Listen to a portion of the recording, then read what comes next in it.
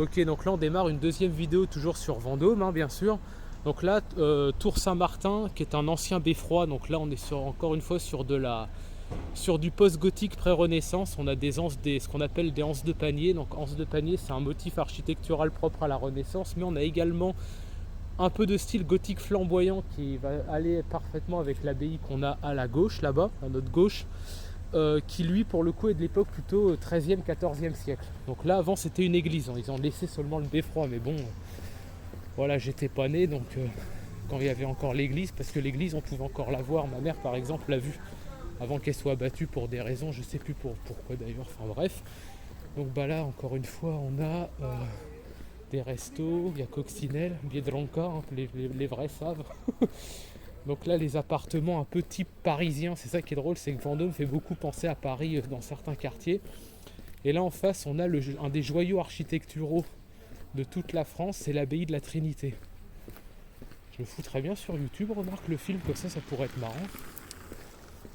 Un peu de décoration de Noël. Donc là, c'est un bar à chicha avec des belles populations comme on aime, n'est-ce pas?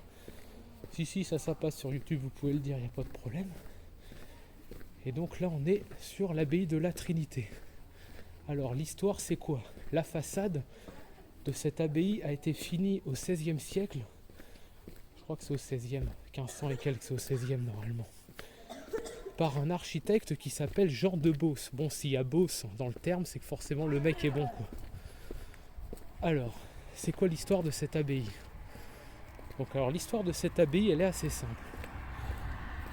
Geoffroy Martel, donc Geoffroy Martel, neveu, hein, je dis pas de bêtises, petit-neveu, enfin des fois c'est pas très clair les arbres généalogiques donc de Charles Martel comme son nom l'indique, était sur le donjon du château de Tours, qu'on n'ira pas voir ce soir, bon, parce que déjà ça me fait chier, c'est un gros dessin, c'est un détour quand même, et puis c'est pas trop sur la route quoi, et surtout parce qu'il fait noir en fait, il n'y a rien à voir à cette heure quoi. Donc de son donjon, il voit tomber 3 étoiles filantes sur cet endroit là, et il dit que cet endroit est béni par le Christ, etc., enfin tout le colis quoi, et qu'il faut commencer à construire une abbaye. Au départ c'était une église, après c'est devenu une abbaye, courant 11 ou 12e siècle, je sais plus. Alors là j'aimerais faire une petite pause vraiment sur les motifs qu'on a, qui sont relativement impressionnants.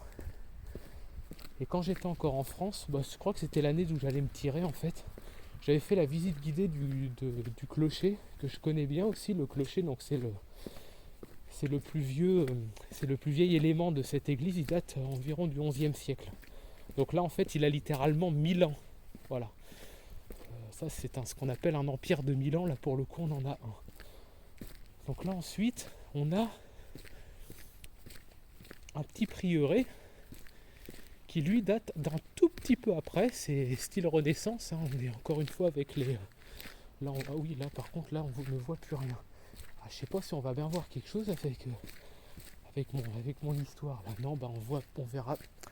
Ah non, on voit rien malheureusement. Du coup, je vais revenir vers l'abbaye et filmer un peu justement la façade sud de l'abbaye. Voilà, on est quand même sur quelque chose d'assez imposant.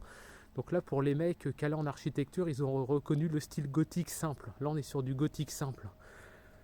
C'est-à-dire en gros, tête en ogive. Donc là, on est plus sur des arcades rondes comme le style roman. On est en tête en ogive, donc c'est vraiment propre au style gothique. Et de l'autre côté, on a le style gothique flamboyant. Vous mettrez en pause en revenant en arrière sur la vidéo pour voir ce que c'est que le style gothique flamboyant. Et ben en gros, c'est avec des motifs de flammes à la place des rosaces qui sont en hauteur sur l'ogive justement.